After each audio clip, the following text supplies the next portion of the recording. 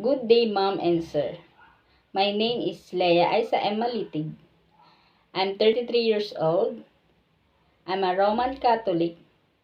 I'm a college graduate, degree holder as a Bachelor of Science and Computer Science. I have 3 children, ages 16, 15, and 13 years old. I have 3 brothers and 6 sisters. I am third in my siblings. I have work experience here in Philippines as a helper for almost 4 years. I serve 4 members of the family, 2 adult couple, 1 newborn baby, and 4 years old girl. My duties are taking care of children and a newborn baby, cooking, laundering, marketing, ironing, and wash dishes.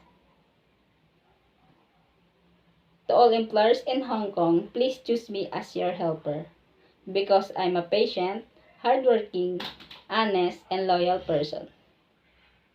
Thank you and God bless.